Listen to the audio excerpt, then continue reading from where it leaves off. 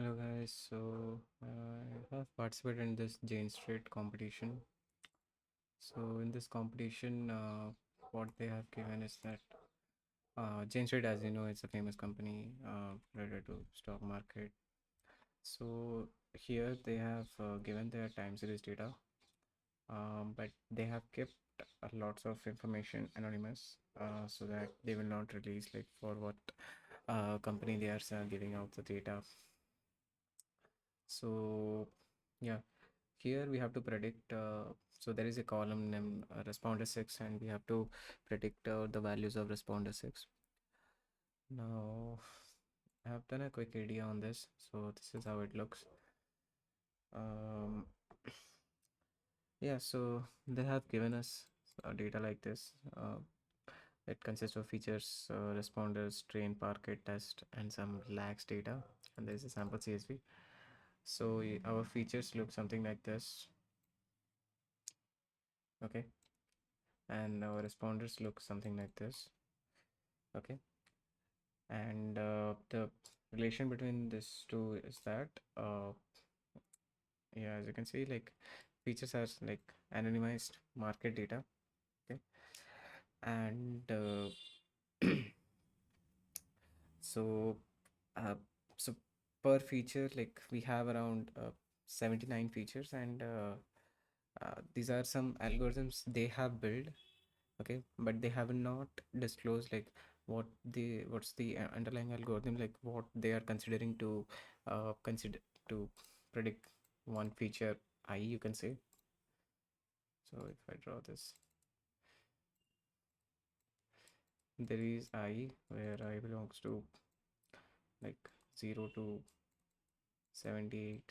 Yeah, so this is something they have calculated, and they have not given what's the strategy. They only have given the value of this value, value of this feature, okay, but we don't know like how this feature was computed, okay. And there is this thing, so there is a symbol ID they have given, okay.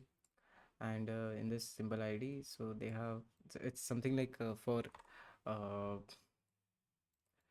so whatever market they are studying, like whatever corporation they have, so that corporation is basically designated with symbol ID, okay. And then they have this date ID and time ID, okay. And with respect to this, there are something responders, and there are around 8 responders, and out of that we have to predict the values for responders 6, okay. And our test parquet will look something like this. I must have some, yeah, look something like this. So we have the row ID, the date ID, time ID, symbol ID, and there is a weight, okay. This weight they are considering in the competition of the R2 score, the weighted R2 score, okay. And yeah, these are how the features will look, okay. So in train, they have some actual values, okay. um, but yeah, we have to predict on test, okay. So yeah, you can see like it looks something like this. So we have responder, they have some values, and these values vary with each time ID and symbol ID, okay. So I guess per time ID they have a set of companies uh, that they are monitoring, and each company will have some values. Yeah, so like this they have this data IDs, okay. Now the data is, so they have partitioned the data on like various Parquet files. So there are around 9 partitions they have given, okay, as you can see, ninth partition, and each partition has uh, some data like this. So if you see, so each partition is pretty big, you can see like 195. Yeah, what is this? Yeah, there's some, yeah, 1 million or around 2 million rows we have here. Then this one also we have around 3 million, so like this we have rows. And yeah, if I show you this, so I picked up this file, okay. And this file, you can see, we have around 1 million rows here. Okay, and it has the same thing like this thing. Okay, now you can see, I was doing a ID count distribution, the date ID that I have, so how many times that date ID has occurred in the file. So that's why you are seeing some plot like this. Okay, then I was figuring out uh, so basically the checking the nature of weight for each symbol ID, whether they are increasing or decreasing as time ID is increasing. So I was like, I don't know, but it's something like I was doing randomly. I thought like maybe time ID is increasing with symbol ID. Uh, I mean, sorry, symbol ID is increasing with respect to time ID, so symbol ID might give us some signal for the responder value. So I was doing something like this. Yeah.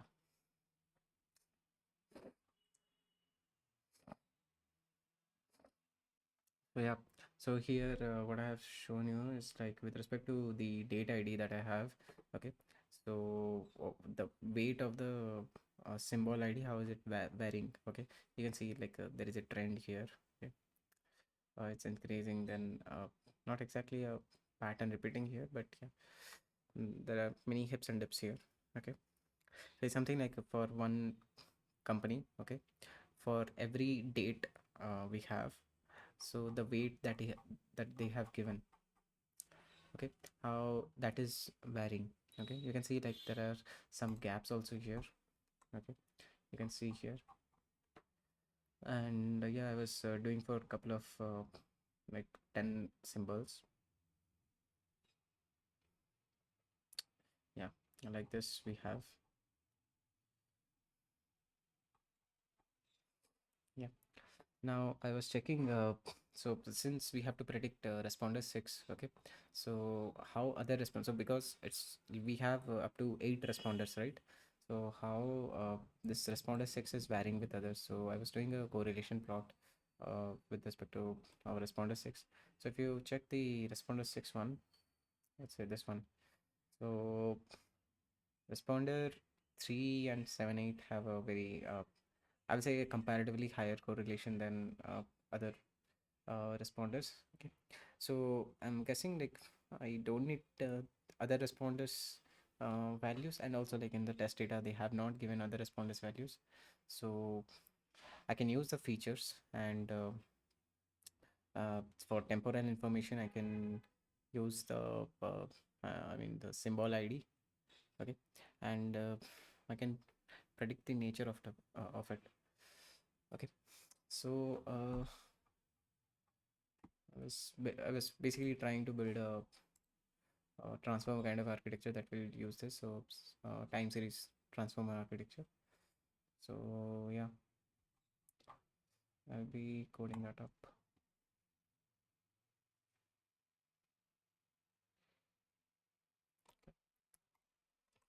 So let's basically my notebook. So let's call it training.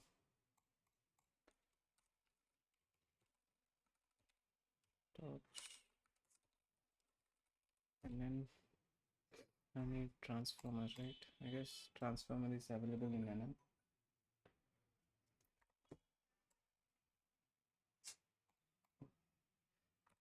Yeah, sorry guys.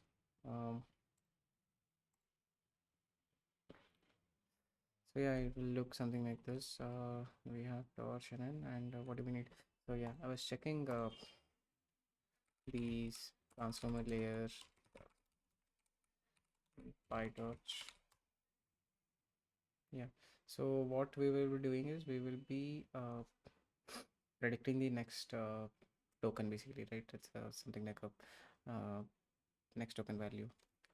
So let's keep that. Let's check how do we do it. Hmm.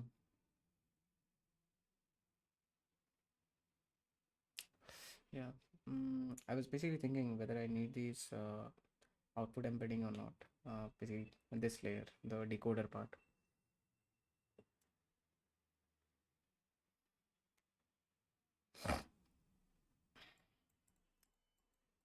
and decoder layer.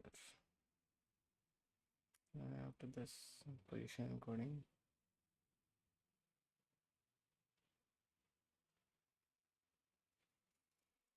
Okay. There is this transformer layer. Okay.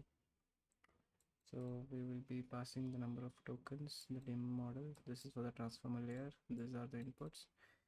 And on the dropouts, and I will have this position encoder. I will have this embedding layer. Okay, I'll have this transformer layer. And for my output, I will need this. Okay. Now, since I will be doing a next token prediction kind of tool, so it should be something like I'll be given feature 1, feature 2, feature 3, feature 4, like this I'll be giving. Okay. And I need to give some temporal information. It will be like time ID. Okay. So all this will be going. Okay. And from this, okay, I'll be taking a window.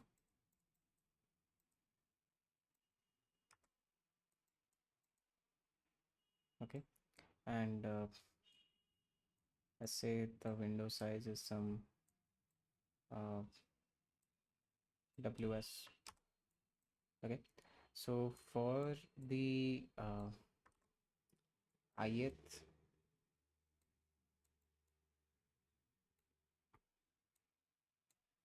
okay, so for the ith value, okay, I'll be considering from I minus 1 to I minus WS. Okay, and all these features will be there, like feature 1 to feature 78. Yeah, all this will be there, and as well as the time ID. Then I will be predicting the responders 6 value. Yeah. So I was just looking at like how the code part should be. Okay. I guess the article has a very good descriptive explanation. I've gone through this article, but yeah.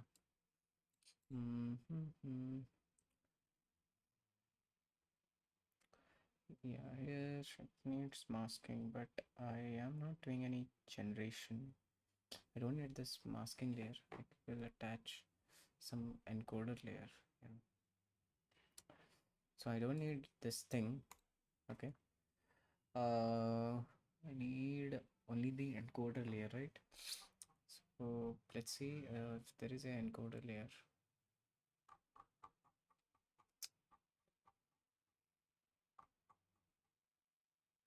This is the position encoding.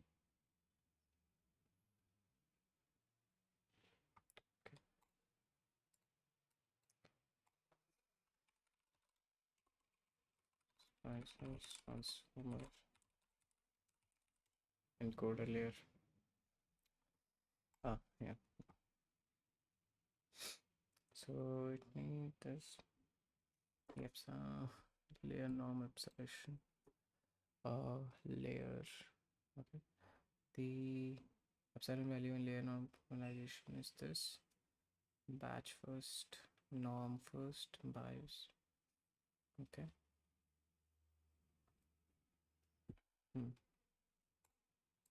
Mission 500. Let's check what does this does.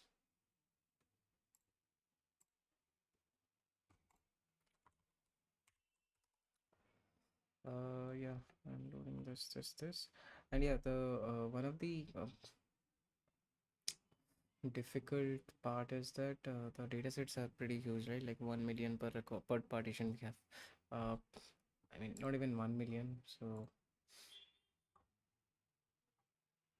yeah, we have around something like this. Yeah. So on an average, we have around 4 to 5, 4 to 5 million rows. Yeah. Hmm. Mm, so have to check like how will I load the value and whether like if I can even concatenate this and the trend pal, how will I do it? So yeah.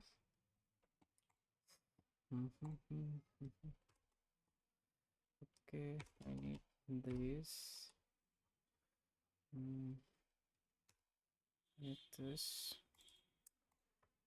And as you can see, the loading is also taking a little bit of time because there are like 1 million, like here there are around 2 billion rows, right? And just think about like how will it vary when we have uh, like 6 million rows. So yeah, this will not be yeah, this will be I should name it it's called ticket files. Yeah. Here I have partition. Why do I have again this? Okay, I don't need this.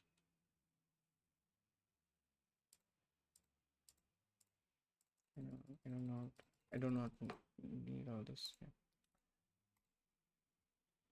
Yeah. One thing I need to make sure, like, so here the symbol IDs are like this. Now if I open another Pocket file, and also let's import this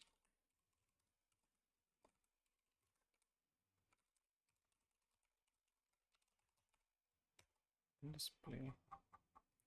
Let's load a couple of more Pocket files for I in range.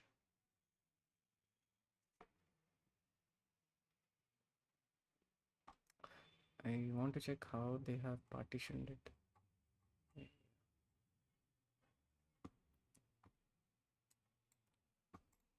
Have they given that information? Values of this lagged by one day ID. The evaluation if I such as the entire ID of the lagged responded for data ID and data ID for the first time window. In other words, all of the previous dates responder will be served at the first time. And the first time step of the succeeding date. Okay. Then we have this thing features. Okay.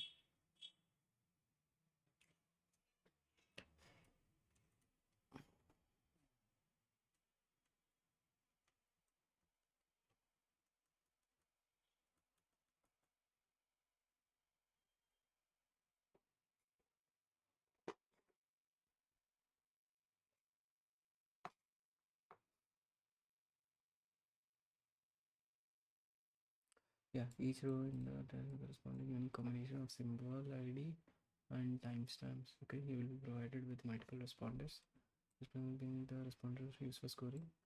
Data ID column in an integer event. Time represents a time as a time ordering. It's important to know that the real difference between each time ID are not guaranteed to be consistent. Okay.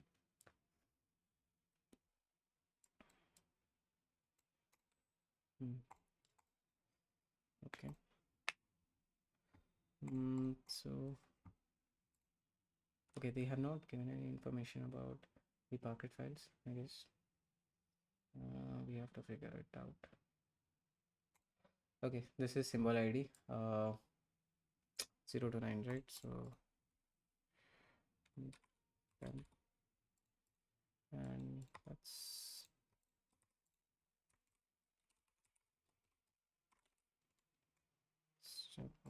df.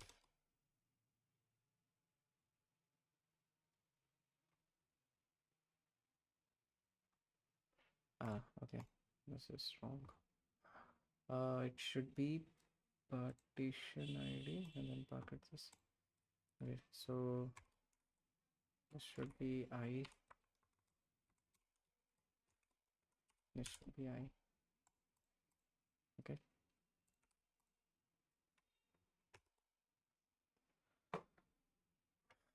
Okay. Got an error. No file or directory. Seriously?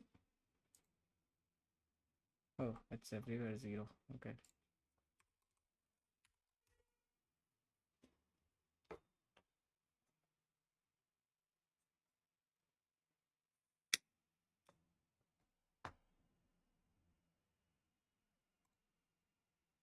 As you can see, like CPU is like boosting up. Right now we are using around 2 cores.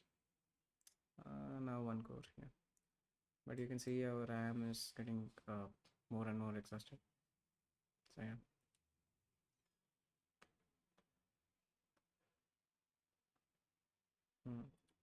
So yeah, I wanted to see how they have partitioned it. So we have 169 and 339.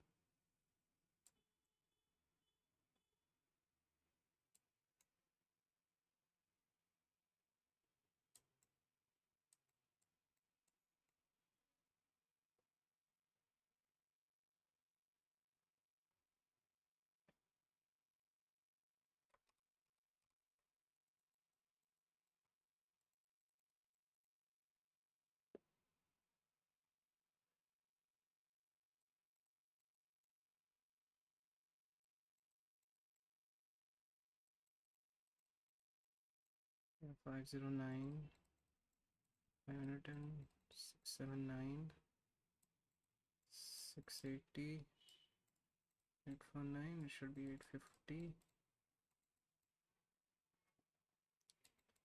9.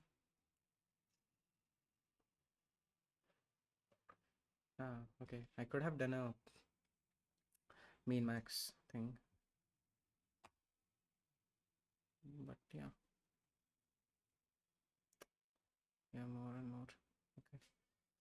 So, but why the sizes are increasing? It's because date IDs are more. I mean, time IDs are more, or maybe symbol IDs are more. Like as the time progresses, more companies got listed or something like that.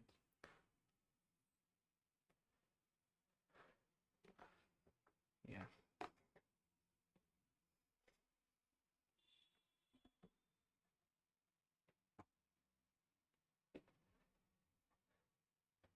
So let's do this thing. I also need GC.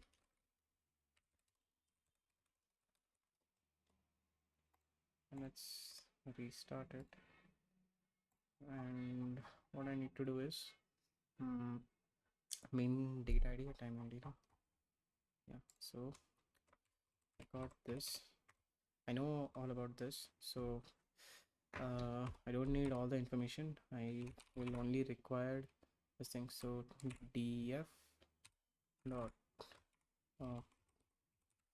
date ID min and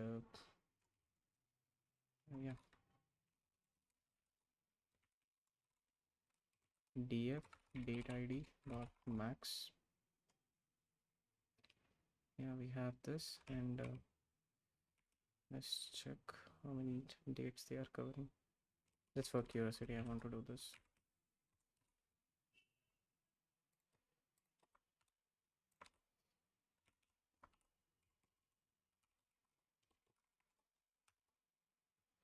And yeah, I should delete this.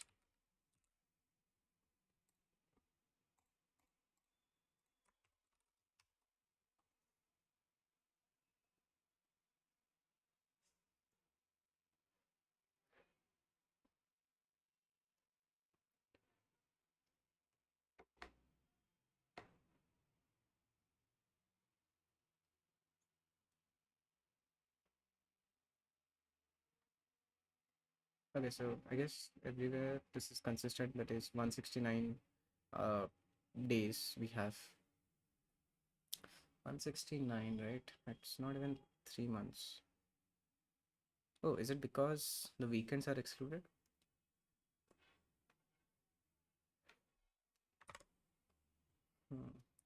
So typically we will have per month, 4 weeks, right?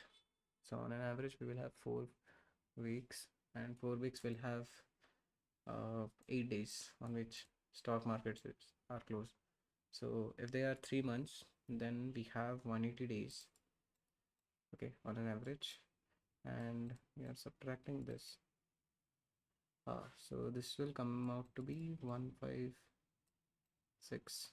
Oh yeah, I guess, yeah, it's somewhere close to this 169. Like on Saturdays and Sundays, like stock markets are like close, right? So that's why 4 weeks. So 2 Saturdays and Sunday. That's why 8 days. So we have 3 months. So 3 times 8, 24. So yeah. Okay. So that's why they are all 169. So 3 months they have taken the partition. Okay. I guess I should add it in the EDA. But yeah. Okay. Cool. This I got. This I can note it down. Um.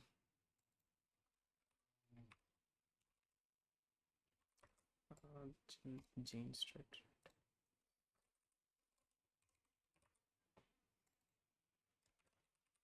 Partitions are 3 months apart and 169 days each. Okay, let's do this merge, and let's fill this with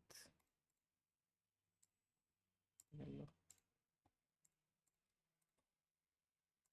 Merge. Okay, and yeah, so now the plan is how will I divide them now?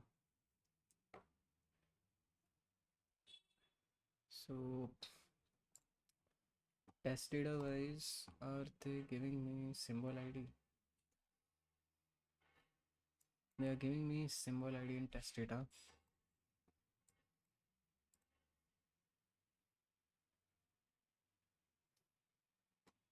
But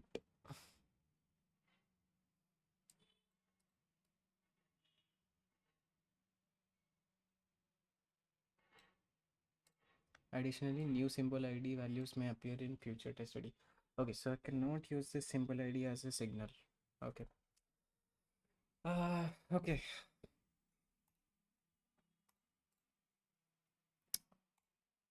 Okay. But how will I divide this?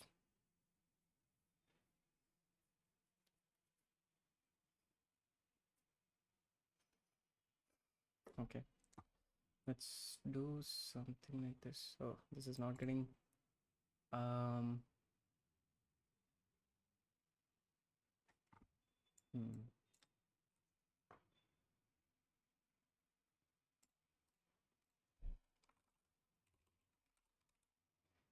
2 3 memory after data frame. Is it GC collect?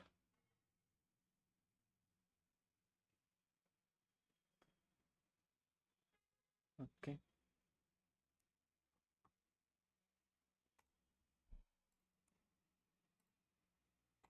Okay. Collect, and one more thing I need is to see the histograms. Yeah. So what I can do is, so there is this famous Stubbs rule, right? For the accurate number of bins we need. So if you have a regression kind of like you have a like a continuous variable kind of column, basically floating values, then what you can do is you can apply this kind of a struct rule. Okay, it will take the log of that and +1. Okay, so yeah, so we can you apply this. Okay, bins, and what we need is this, how to apply this.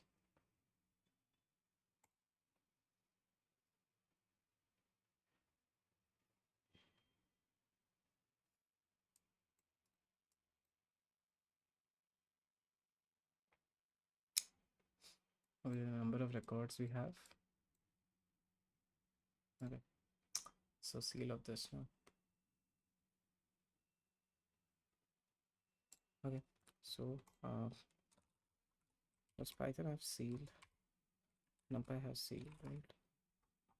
Have I imported NumPy? Yes, NumPy I have this, and df.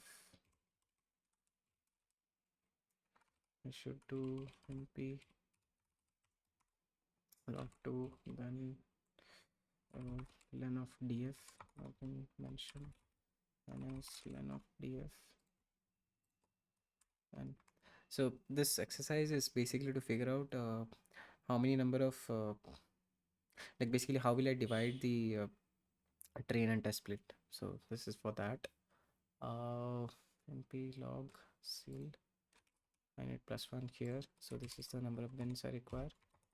And this thing df, I need responder 6, right? Yeah, responder 6. Okay, and I need the histogram plot. This is, and bins will be this bins, and I can do pld show. And yeah, one more important thing, I don't want the annoying warnings from pandas.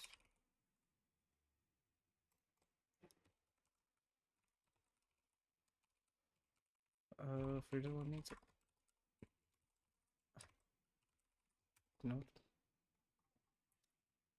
yeah, show me. And yeah, also I can mention title,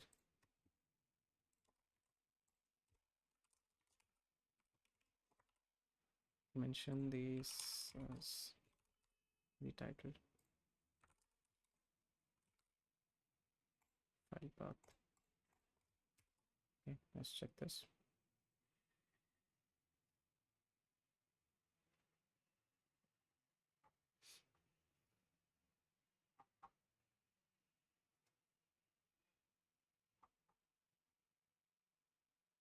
Okay, how much am I getting?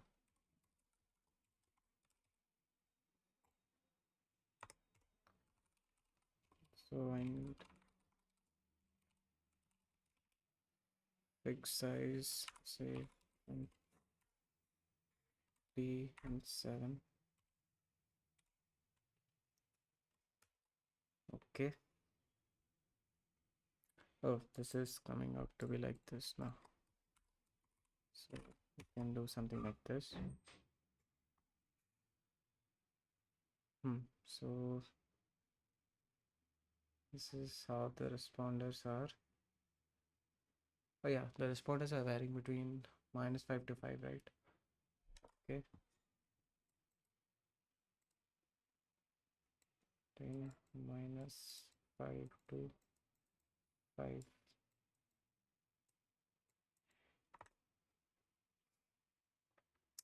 Okay.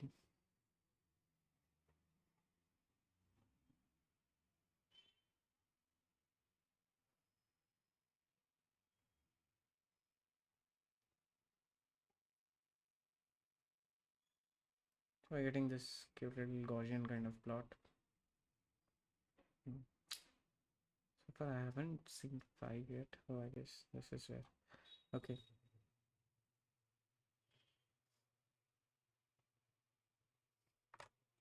So what I can do is I can divide this. Okay. Keeping more of the records.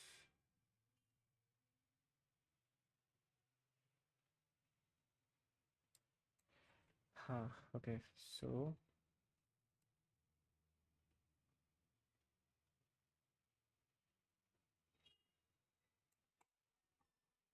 I guess if this I know.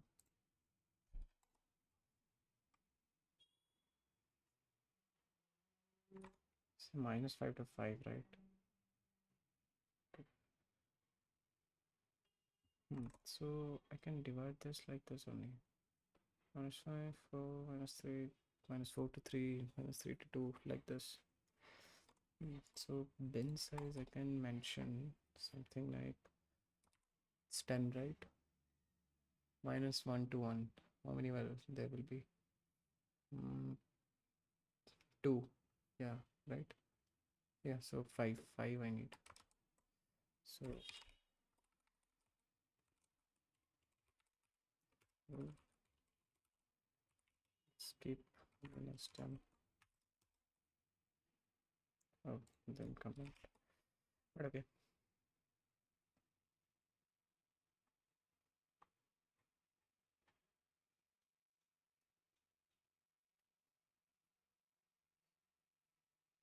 This is minus 5.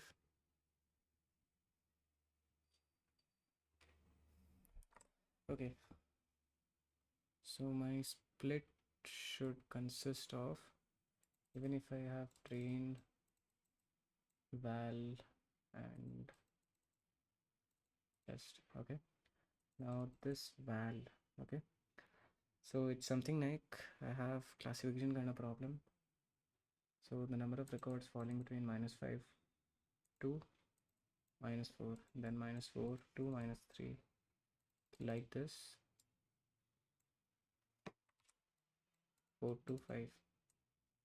I will have 10 bins and I need this. Okay.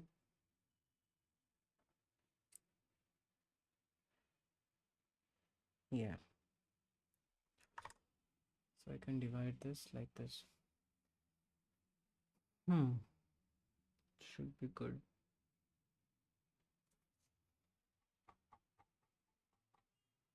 Okay.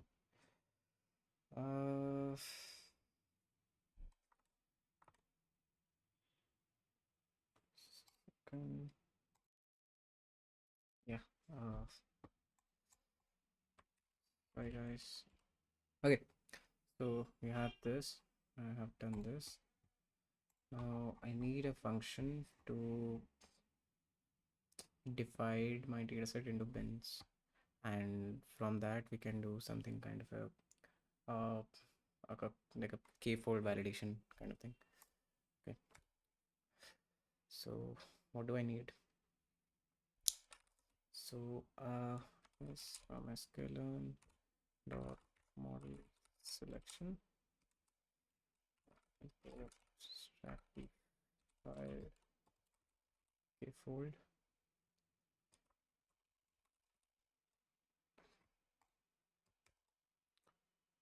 Okay, cool.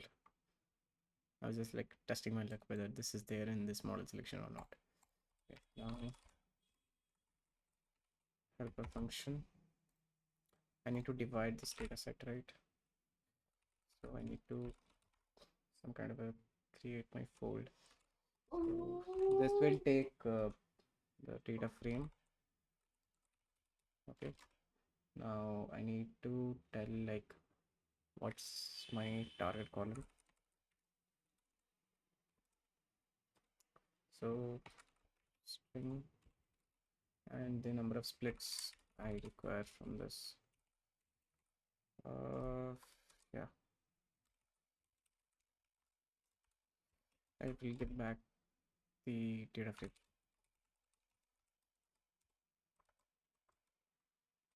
Something is wrong with my keyboard. It's pretty sensitive.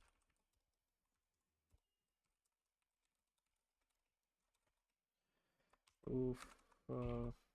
Divide. It's a regression kind of thing. Regression data set into stratified folds. Yeah. So, yes. So I got this df. Now let's create my k folds. -1. Okay. Now once this is there, I need some kind of yeah, first I have to initialize this stratified fold, right? So let's give stratified Does tab work? No, never works. Num splits. I need 10, right? Oh, no, I mean that should be equal to number of splits I want. Okay, now this is set, and there was this thing. Now I have to check how this works. Basically, I need data sets. This thing. I need some kind of a like some tool to divide my data set with respect to bins. I remember this is the one. Use cut when you need to segment and sort data values into bin. This function is useful for going from continuous variable to categorical variable. For example, cut could convert edges into groups of edge range. Yep, I need this. Have this shown any example? Yeah, so I need this one. So this will be now this will give me some kind of a bin, right? So my df of my bins will be so I will create a new column and I will store this ranges there. Yeah, so this will be pd cut and target call, and my bins will be decided upon the number of splits I want, right? Yep, so this is there, and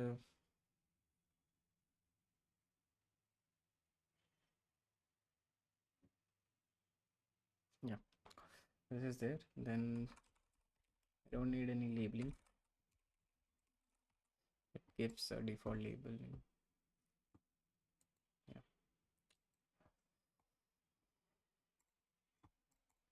this is there. Then I need the splitting.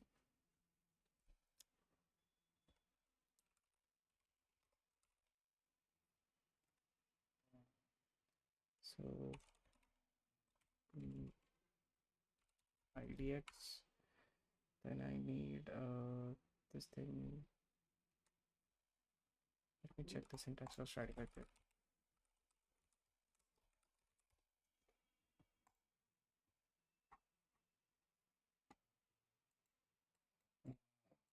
This is my train and test index.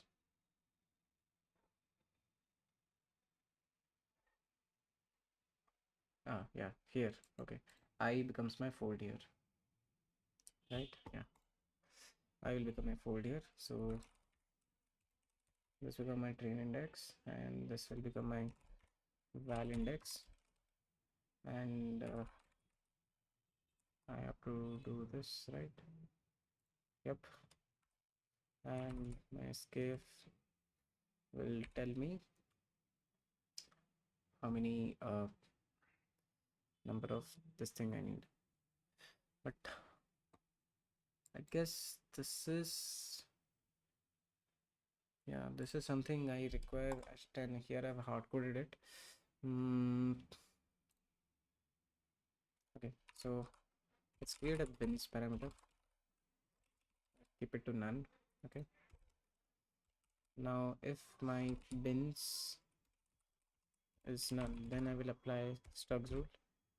Okay, I will create the bins here. Okay, yeah, I'll apply the stub rule. Let's quickly copy this code.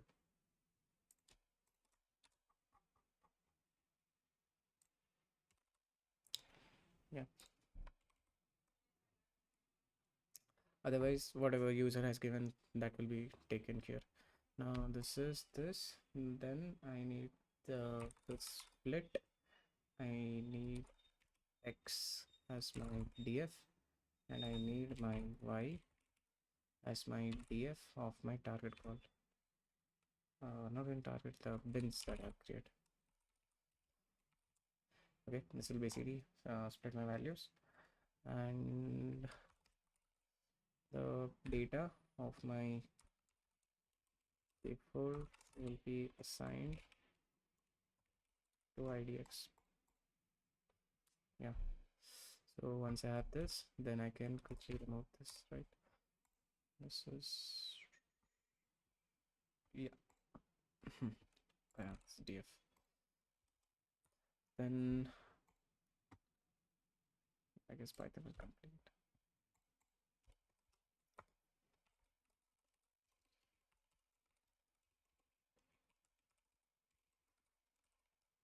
The bins called df dot drop and don't require bins again. Access will be 1 and this will be true. And I can. Hey, something is wrong. Why is it? Have I missed any column? Nope, I haven't. This is df. Yeah. Cool. So those of you who are not familiar with how stratification work, so it works something like this. So let's say you are solving a classification kind of problem. Okay. So let's say in your classification problem, you have some cat images, you have some dog images, and let's say you have some snake images. Okay. So in your training set, how it will look like, uh, let's create some rows. Okay. Let's say I have one row one that belongs to cat. Okay. Let's say R2 that belongs to, uh, let's say dog. Then I have R3, then that also belong to dog, R4, scat, R5, snake, R6, snake, then R7, cat, let's say R8, cat, let's say R9, cat, and let's say R10, you have snake. Okay. Now, if you do a frequency distribution of these classes, what you will find is, if I do for cat, if I do for dog, and if I do for snake, okay, so cat has appeared like 1 2 3 4 5 times, so you will have a bin like this. Okay, dog has appeared only twice. Okay, so 2 here, and snake has appeared thrice. Okay, so this is how the distribution will look. Now if you do a naive train test split, okay, so it might happen like, let's say you have picked, I want to maintain a 7:3 ratio, like 70% of my data will be in training and 30% will be in validation. Okay, so what will happen is, it will be, let's say if you even have enable shuffle. Okay, so let's say it cut something like this. Okay, so all this upper part is in my training and all this lower part I will be using in my validation or test set. Okay, now what you can see is the categories that are in my test set are only cat and snake. Okay, and the categories here are all the things like cat, dog, and snake.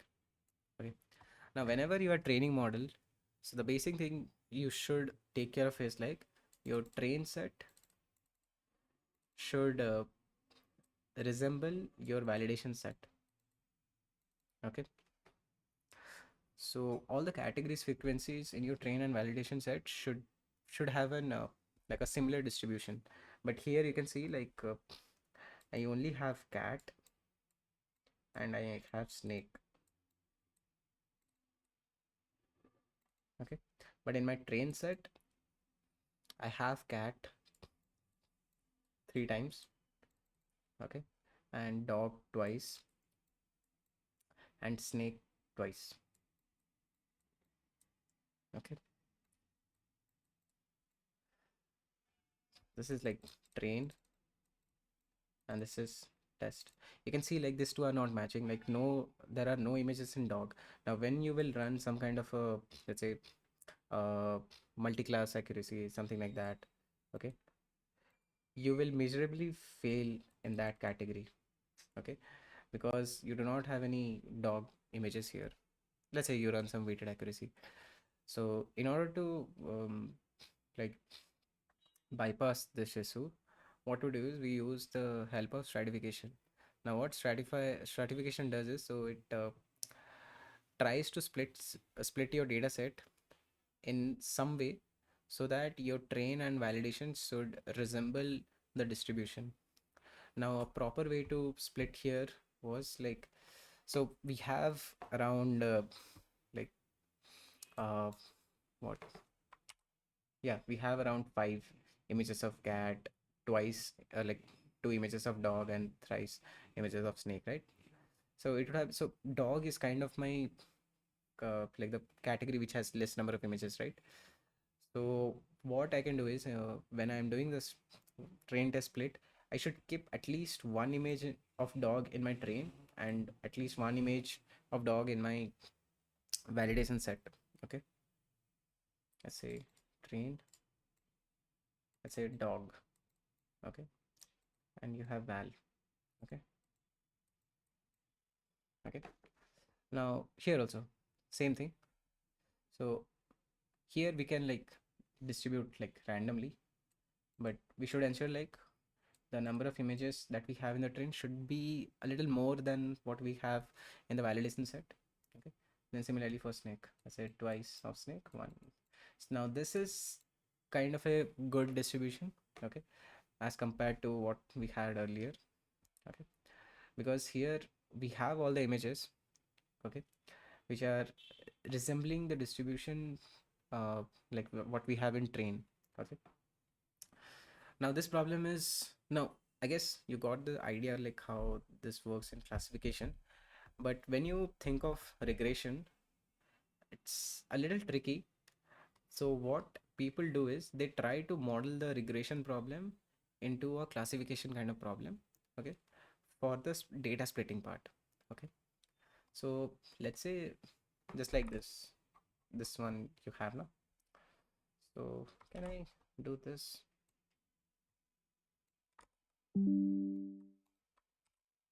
Oh yeah, I can do this. Nice. Okay, like this you had the image. Okay, so you can see like from the scene you can like visualize some categories involved here. Like, so here I have -3, up to here I have -5, uh here I have -1, here I have 1, here I have 3, and here I have 5. Okay, now if I do a naive train test split, it might happen like my train test split will look something like this. Let's say, okay, let's say this part fall into my validation set. Okay, validation or test set. Okay, and this part like fall in my train set. So all the records which are like more than -1 fall under my train set, and all the records which are like less than -1 fall in my train and validation set. Now my model will be little biased towards values being positive. Okay, while my validation, so whenever I will be running the R2 score or RMSE, anything I will be running, then my model will be failed to predict negative values, right? Because if I consider only this part, all the values are more than like 0, like more than -1, they are not negatives. I guess this is the proper line. Yeah, if I do something like this, then my model will be biased towards positive values only, right? Its prediction will always have positive value, it will never encounter negative values. Okay, so instead of doing this, what I can do is I will first divide them into bins.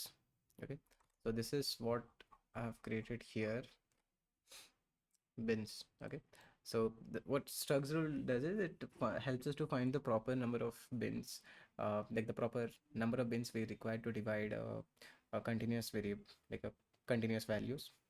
Okay, so I have applied struct rule. So yeah, once we have divided them, okay, so now as you have seen in this pd.cut, well, where did it went? Okay, now pd.cut will help me.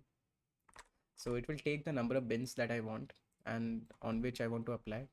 Okay, and it will divide all these values into this kind of categories like -4, -5 to -4, -4 to -3, like this, to 4 to 5.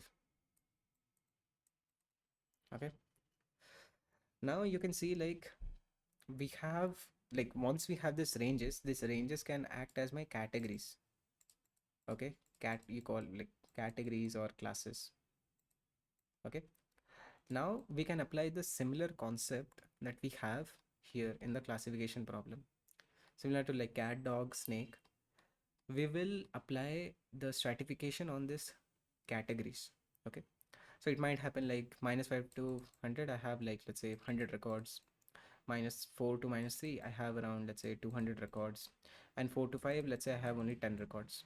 Okay, like this we will have.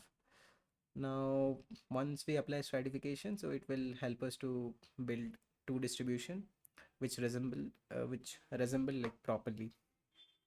Okay, and one more thing, one more good thing about stratification is like we can so there is this k-fold concept also.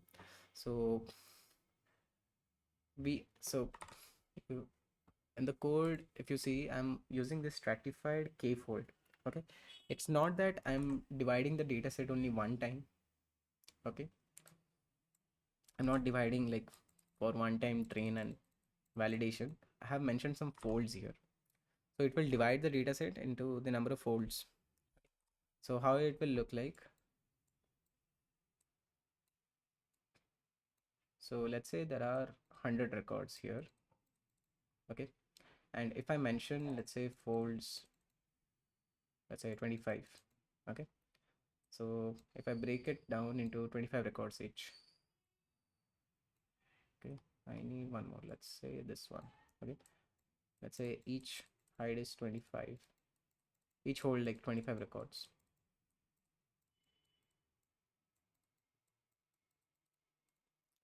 Okay, now how k-fold will act is like in each of the 25 records it will try to, so each of the 25 records it will mark this as, let's say, some fold 0, this as, let's say, fold 1, this is 2, this is 3, this is 4. Okay, now in each of the fold the distribution will be similar. If I compare the distribution of my target column,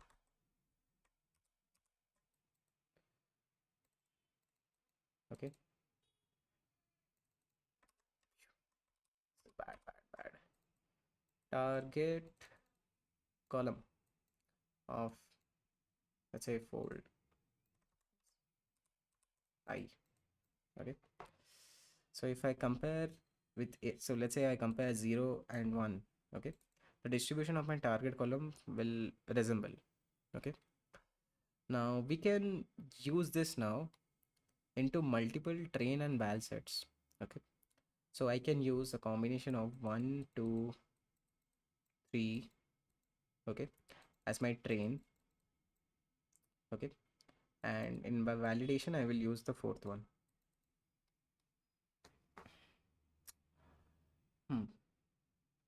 And yeah, in the beginning I said like we have 100 records, so 25. Oh, I will not be needing this. So let's, yeah.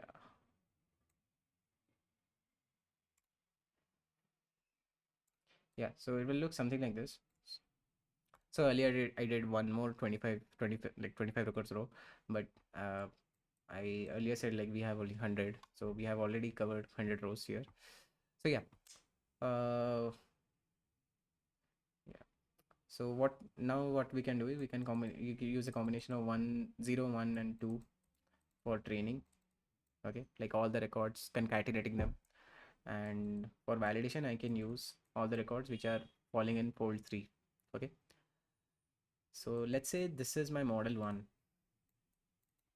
Okay, now I can use another combination. Let's say I use a combination of 1 2 and 3 in my training,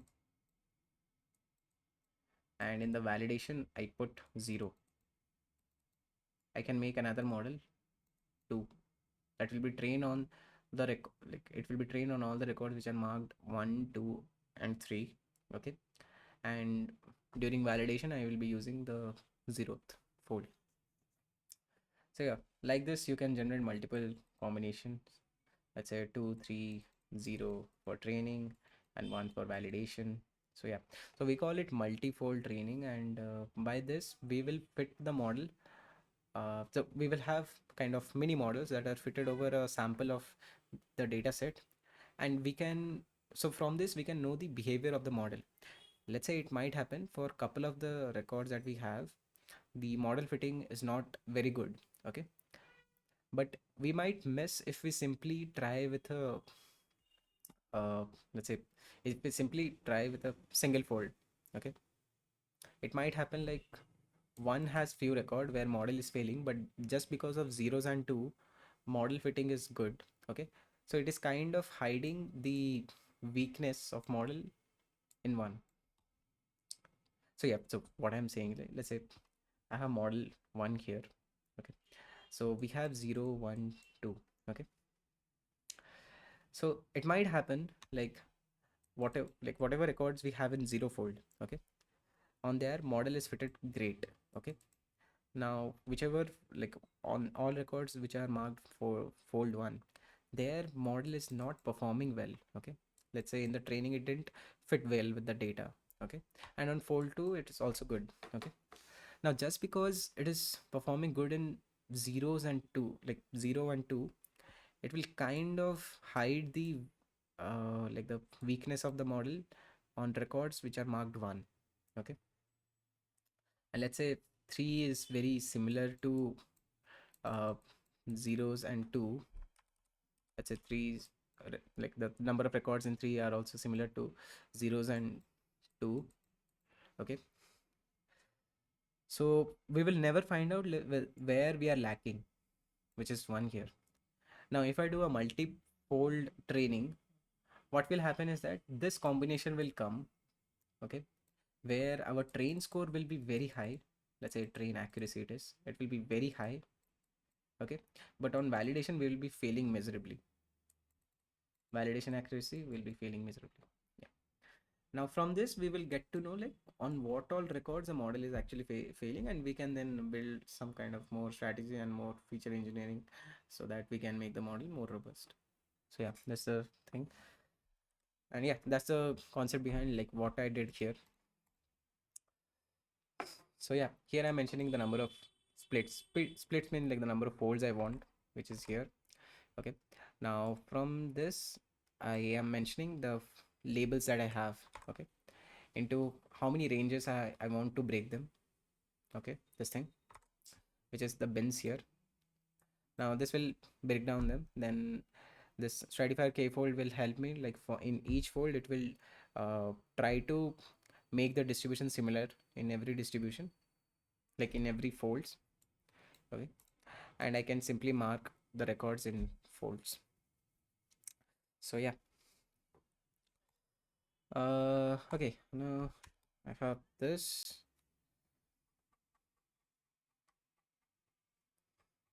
Cool. um Now this is okay, but still I need some way to figure out how will I run this window. Hmm. So what will be the window size?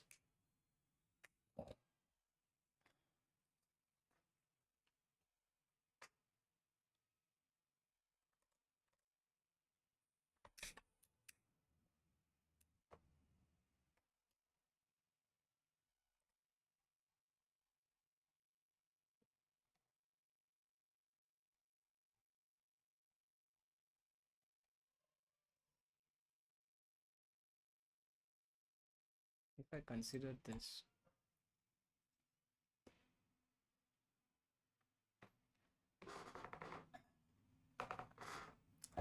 now symbol ID, I have symbol ID, it will vary.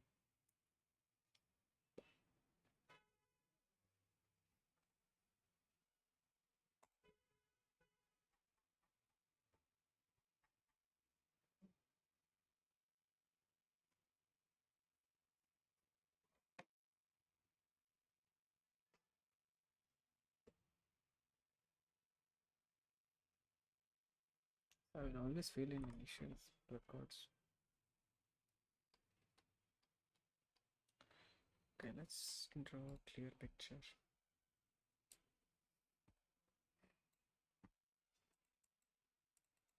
I have T1, T2, T3, T4 like this.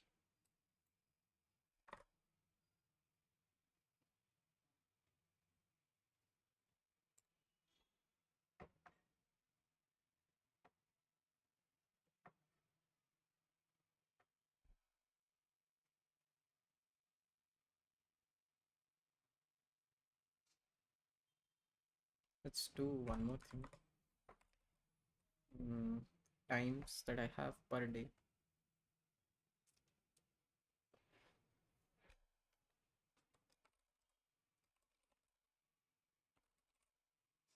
I'll again mark this as, let's say, because I don't think I will be running all this and then training because it will like consume my RAM more. So yeah, let's make it EDA 2. Yeah, times I have per day. So the number of basically time IDs I have per day.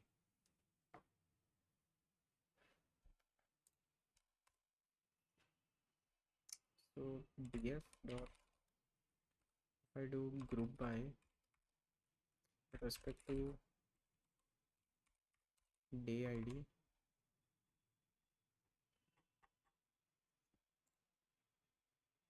date ID. Okay, and let's say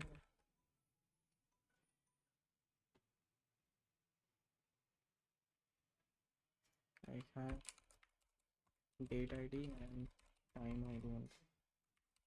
Let's take this two only, and then I the group by. Then how do I get the count?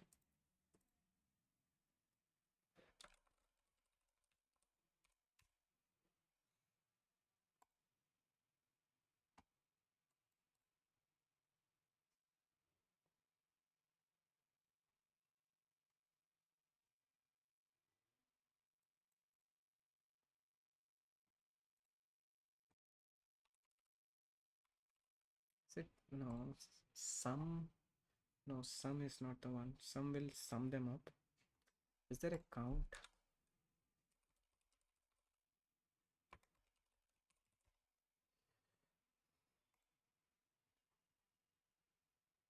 Size, yes, size. Size. Then I can do reset index.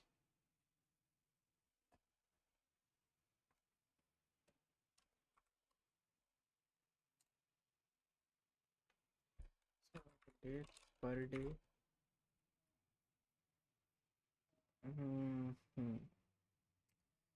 I have per day this thing. Yeah, then I can see your distribution. Right? Yeah. Per day.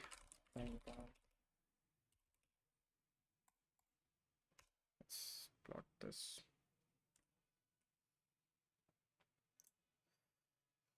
So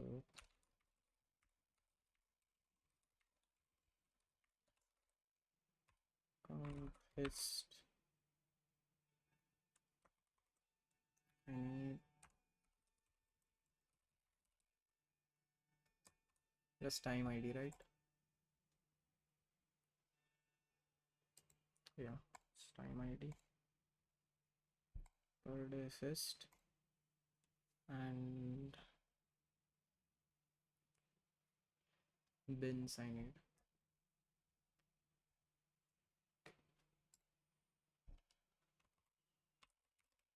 Bins will be per day, len of per day.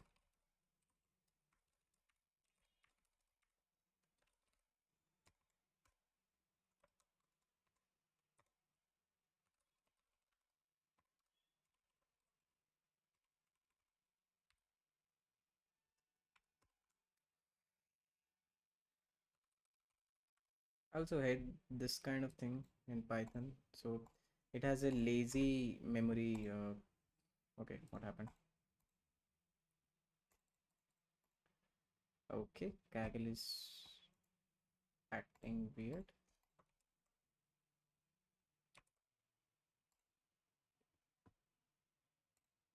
Okay, yeah. Yeah. So let's do the same thing. File path. I can say file I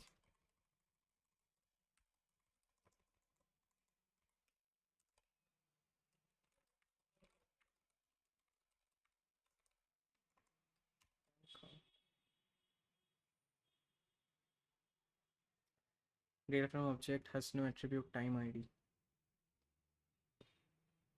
Seriously? What is this? What is this? This is their time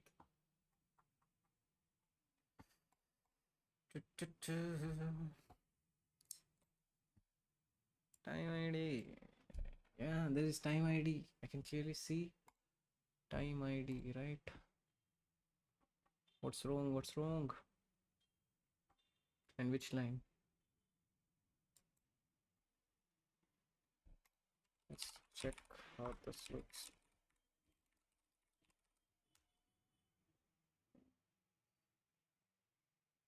Looks something like, okay.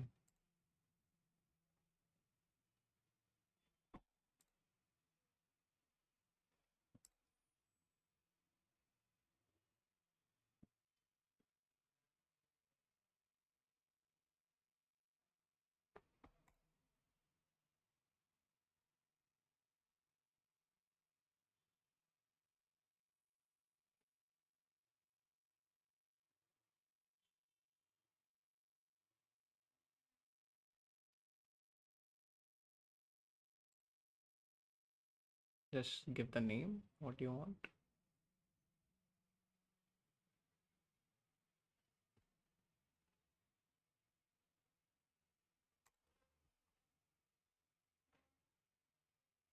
I did group by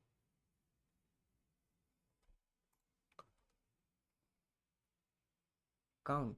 Oh, there is count. Yeah. Okay. Okay. This right time ID, and I will do count and reset index.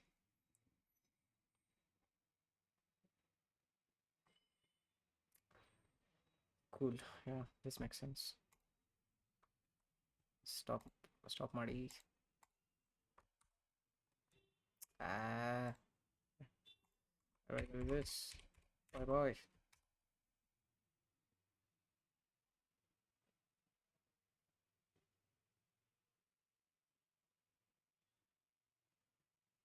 16,000, 17,000, 24,000, 28,000.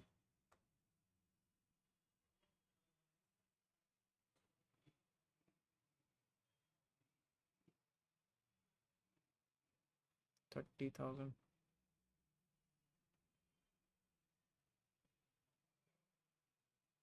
Why this is increasing?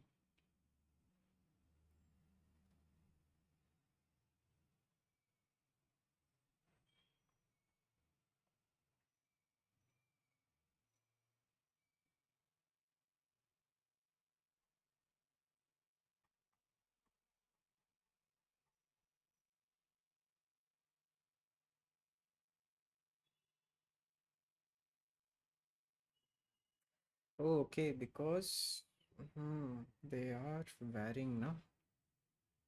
between symbol IDs also. Ah, okay, got it. Yeah, because they are also wearing symbol IDs, so I should do drop duplicates in between.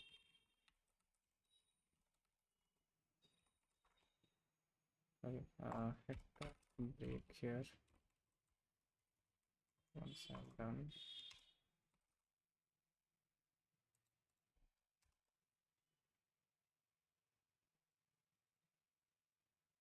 Now this makes a little bit sense. And let's apply the struct rule here. Bins this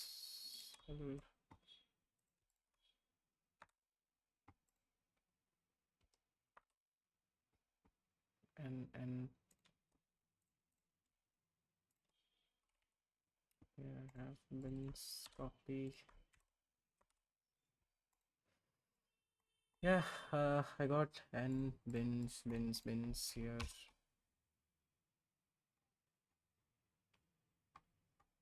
8.9. Cool.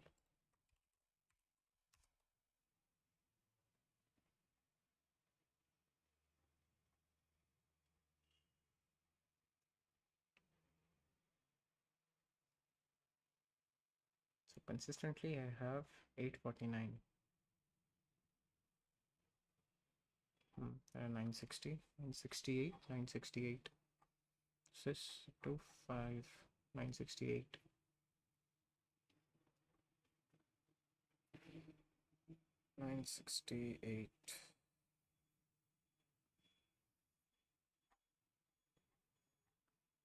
So yeah, what I'm doing is, so I have something like this.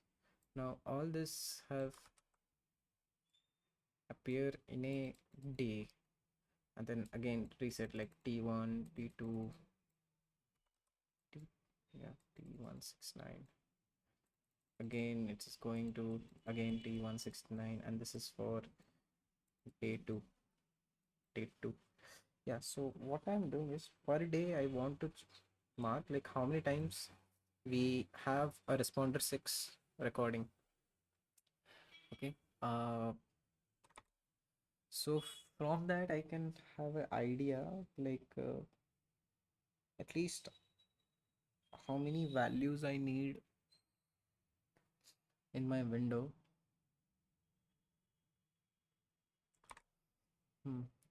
So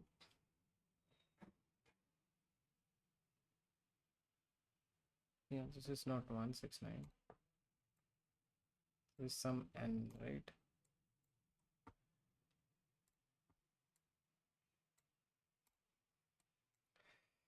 Some n2, n1. Okay, 968.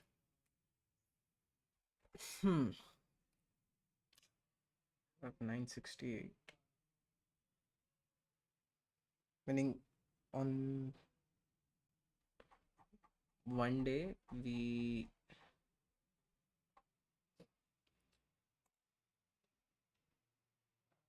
yeah, per day how many times time IDs have appeared.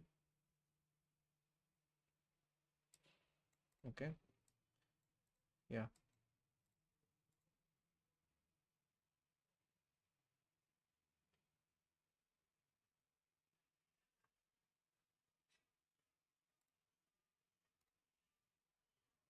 is it true?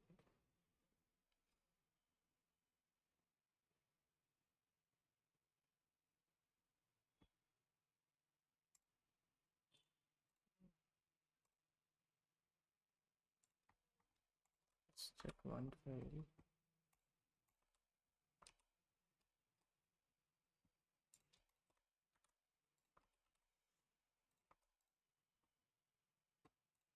I print, I let have it. Yeah, cool, it's still there in memory.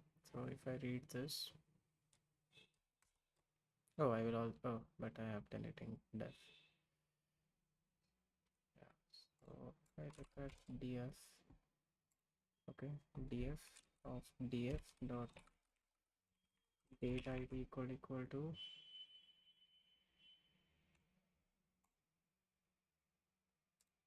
let's say 15, 50, 31.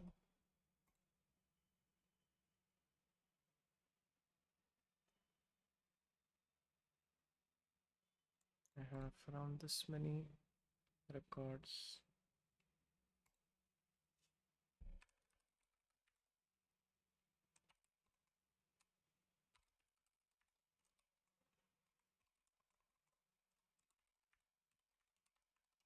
I'm just validating my results. 968. Yes. 968. So for this particular date, we have recording units. So per time, I'm recording several companies, their stock data. Yeah. Okay. Now, how many times I'm recording is this? Okay. So something like per day I have time, and per day I have 24 hours, right? Yep. Per day I have 24 hours. Now, if I look at the maximum, 968, 968, 968, 968. There's one 9, some bimodal I saw. Yeah, 960, 860. So 968 is the highest, right? Yeah. So 24, we have 60 minutes, we have 60 seconds, and per second we have 1000 milliseconds, right? Yeah. Okay. And we divide it among 968.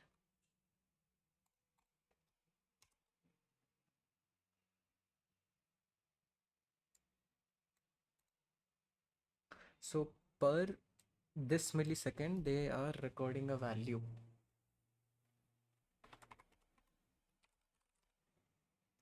Okay. We have 860, right? The 860 is the minimum. 849 is the minimum. Okay. 849.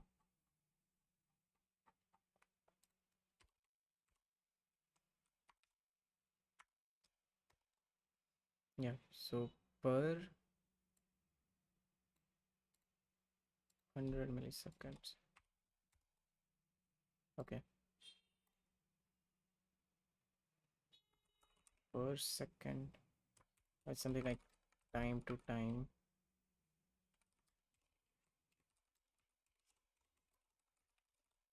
difference.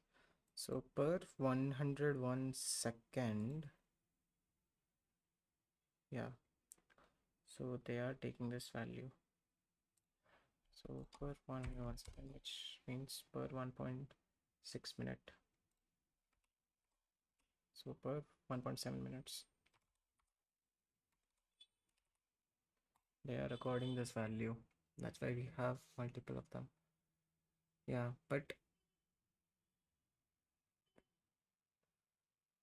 uh, yeah, but markets are usually open 9 to 3, right? So it's 9 to 3, and it's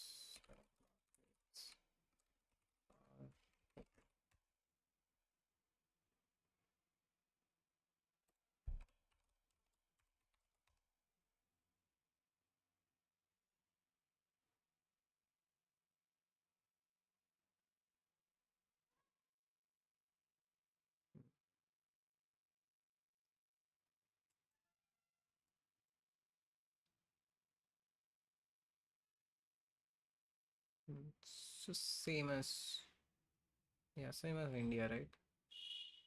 So 6 hours we have. So we have 6 hours, 6.5 hours. Yeah. So I can do a seconds thing. So per 30 seconds, they are recording. Okay.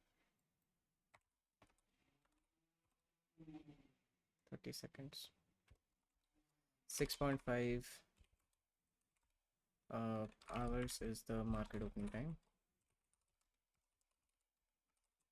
Market, what market is, what do we call it? My market open period, let's say. Yeah. Mm. So per 30 second they are recording. Okay, cool. Now I have all this. How will I mark this, right?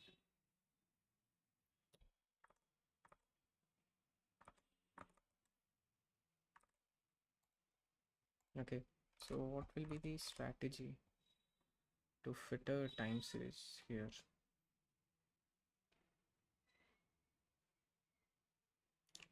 I'm getting feature 2, all this at T1, right? And this is for several companies. Yeah.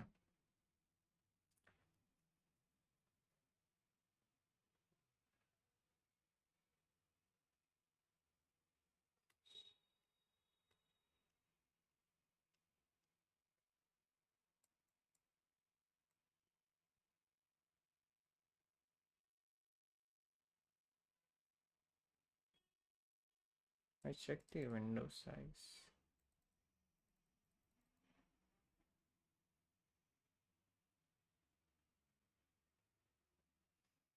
Cannot directly give the companies, and company IDs are not happening in test data, right? Yeah, so if I directly, will it help the model? So I need to include SIM ID, because SIM ID I cannot include because this is not consistent with my test data. Okay,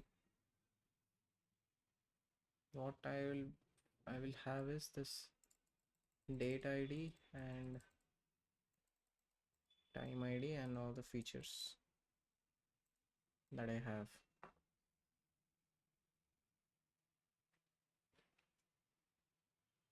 Yeah, and SIM ID I will have, but yeah, like I said, the not consistent. And then I have to predict this responder 6.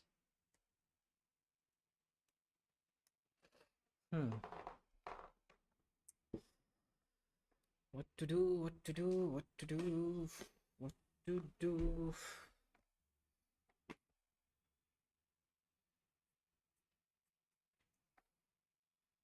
Okay.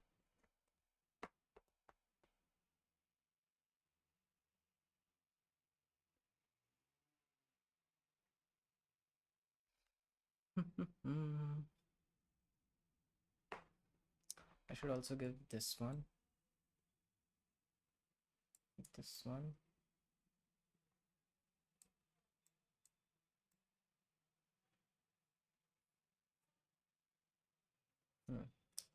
So given a record of this,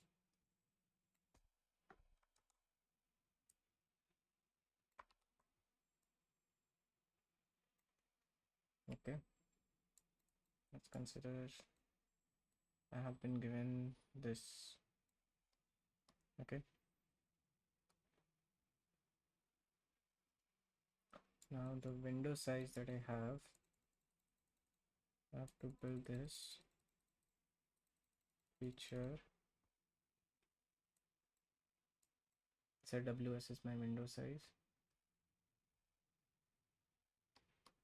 I want to predict responders value, right? So all this I will mark them as -1. Okay, and as I progress, I'll use this. I'm just thinking, should I also include the responders value?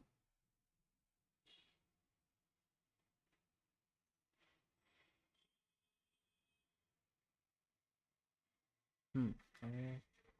I also include responder 6 value. So this will be another experiment. Okay. Let's call it experiment.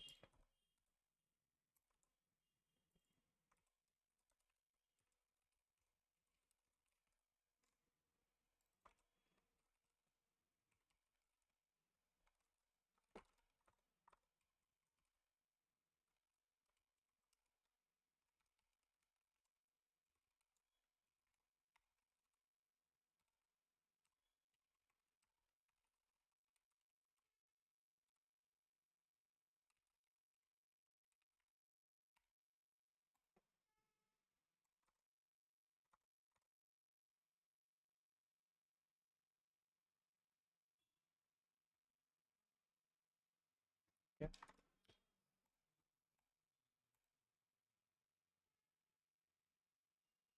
Okay, let's first create functions to divide the train and test.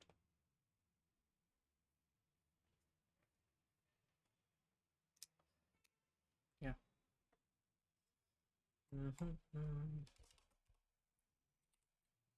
Left.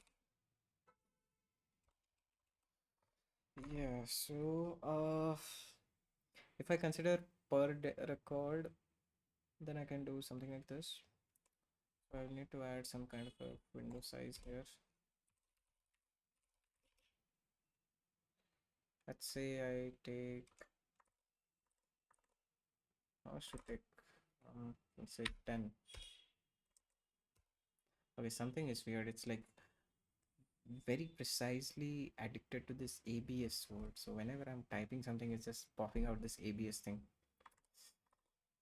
It's just this absolute, right? So let's consider 20 to give a big margin. Okay, so I'm saying if I pick this record, now for this record to predict responder 6, I will pad it with 19 more records and I will fill this with -1. Yeah. And that I will give to the model. Okay. Okay, I think I should continue this on a next video. It's already 1 hour 33 minutes. Yeah. So yeah, this will be my idea